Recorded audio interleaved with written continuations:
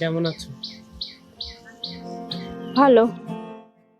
তোমাকে দেখার খুব ইচ্ছা করছিল, সেজন্য তোমার কাছে আসলাম। এত ভালোবাসা দেখানোর দরকার নাই। উফ, এখন এই ভালোবাসা আমার ভয় করে। আমাকে আমার মতো একা থাকতে দাও। দেখো, আমি তোমাকে অনেক ভালোবাসি, প্লিজ একটু বোঝার চেষ্টা করো। শোনো, ভালোবাসার মধ্যে আছে শুধুই অভিশাপ। এই অভিশপ্ত জীবন আমার আর ভালো লাগে না। আচ্ছা ঠিক আছে, সব কথা বাদ দাও, চলো আমরা দুজন বিয়ে করি, বিয়ে করে দুজন সংসার করি। যেখানে ভালোই বাসি না সেখানে বিয়ে করার প্রশ্ন কিভাবে আসছে? এসব কি বলছো তুমি? এভাবে বলো না, আমার বিষয়টা একটু ভাবো। শোনো, কপালে যদি একাই লেখা থাকে, তুমি কি পারবে আমাকে সে জীবন থেকে উদ্ধার করতে? আমার কপালে বোধহয় এটাই লেখা ছিল।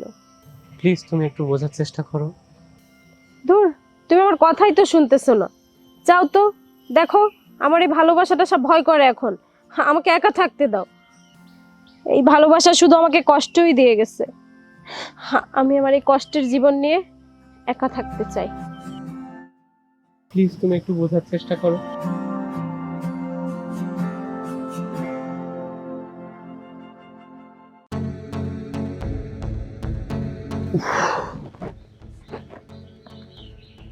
কি ব্যাপার, তোমার মন খারাপ?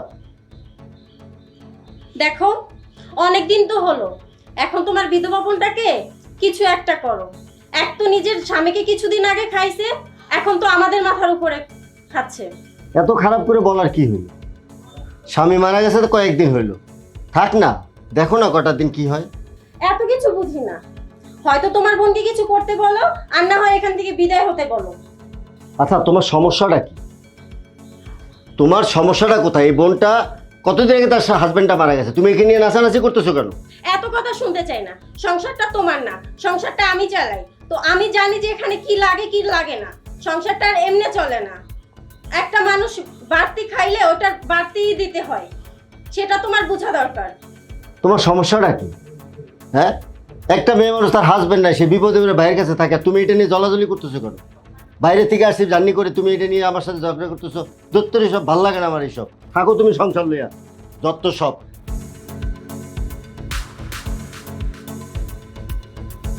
তাই মেঘলা, অনেক তো হলো আমার সংসারে বসে বসে খাচ্ছো, এখন তো কিছু একটা করো।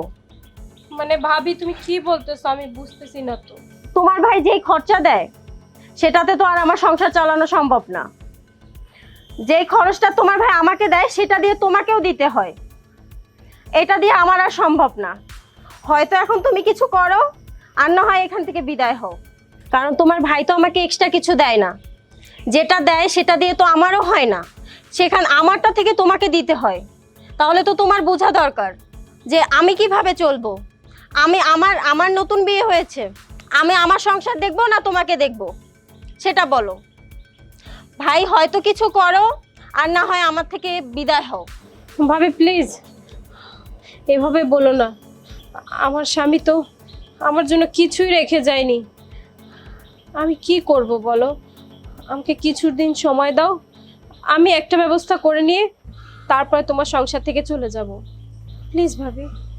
এত কিছু বুঝি না ভাই, তোমার যা ইচ্ছা তা করো, তুমি তারপরে আমার সংসার থেকে বিদায় হও।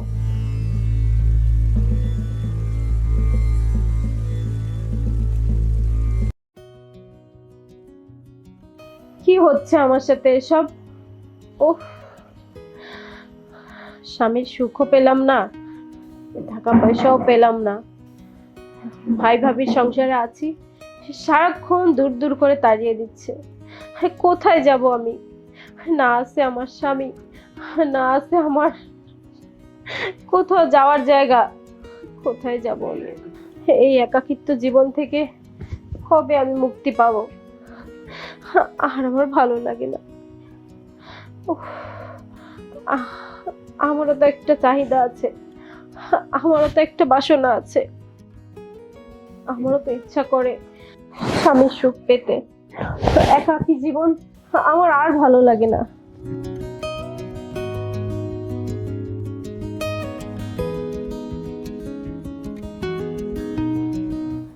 আমি এখন কি করব? আমি কি ওকে ফোন দেব? না, ও যদি আমাকে ধোকা দেয় তাহলে আমি কোথায় যাব? আমার কোথাও জায়গা নেই। কিন্তু এখানে তো আমি থাকতে পারবো না, আমাকে দিনরাত সমানে দূর দূর করে তাড়িয়ে দিচ্ছে। কি যে করি? আমি কি ওকে একটা ফোন দিব? আচ্ছা, ওকে একটা ফোন দিয়েই দেখি। কি ব্যাপার, বাসায় কেউ নেই, তুমি আমাকে এভাবে ডাকলে?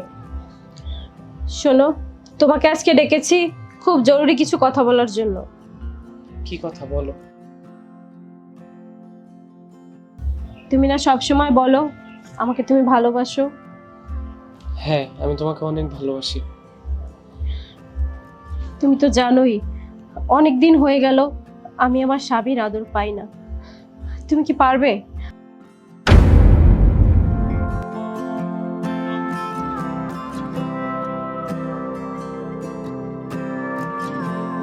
তোমাকে আমি এভাবে চাই না, তোমাকে আমি অন্যভাবে চাই। সত্যি বলতেছো?